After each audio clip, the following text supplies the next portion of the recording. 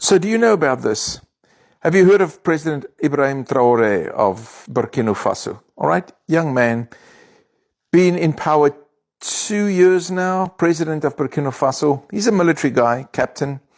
And I don't know if you know about this, but there's been about 18 assassination attempts on his life. And he came into power at a very strategic time in the history of Burkina Faso, a lot of difficulty, instability. And he's done quite a few amazing things in his 2 years, even though they've tried to assassinate him so many times.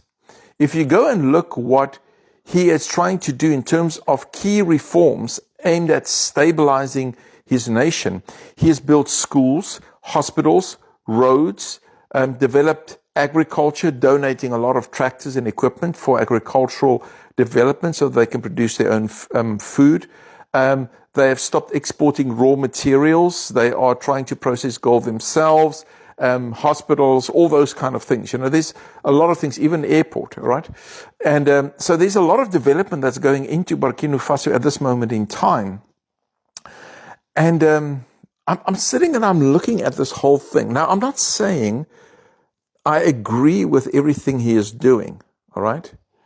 I'm also not saying that everything he's doing is bad. I think any president that is building schools, working on education, all right? Any president that is bettering the healthcare of their people, that's trying to help their people to become more self-sustainable, less reliant on imports, etc., increase production in the country, factories, job creation, etc.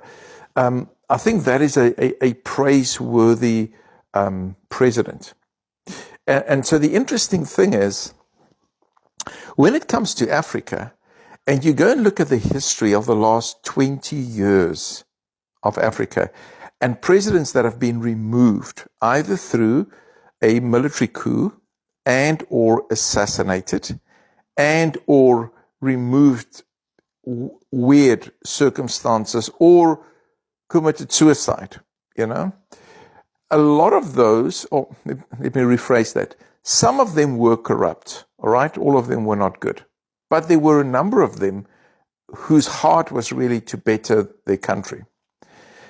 But they have something in common, and that is that they went against the global establishment, if I can put it like that. And I'm not going to define that, go into details, all right?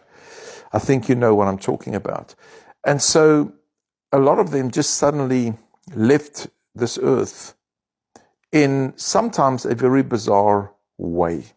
So I'm looking at President Ibrahim Traoré, and I'm not saying, again, I'm agreeing with everything he's doing, especially with some of his alliances, some of the other leaders in Africa that he's endorsing.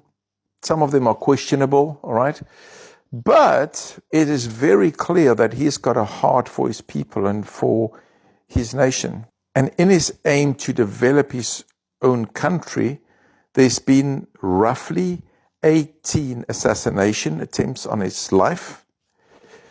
And if you look at the trend of African leaders disappearing when they want to build their own countries and invest in their people, isn't that a bit strange to you? Isn't that bizarre, you know? Now, I know what's going on. I'm not talking from a position of ignorance, all right? The thing is just I can't discuss a lot of these things on this platform, all right, because of the fact that the video will be removed. Free speech is not always as free as you think. You know, there's a price to pay. In any case, so I'm looking at this whole situation with interest and seeing where this is going. But I'll tell you one thing. If I look at what has happened the last 2 years with Captain Ibrahim Traoré, I would say if I was him, I would sleep with one eye open. And it's very hard to know who you trust in circumstances like that. And that is true for any leader, any government official, any president. Sometimes you don't know who are friends and who are your enemies. And but let's keep our eye on this. Very interesting developments, and a lot is changing in Burkina Faso at this moment in time.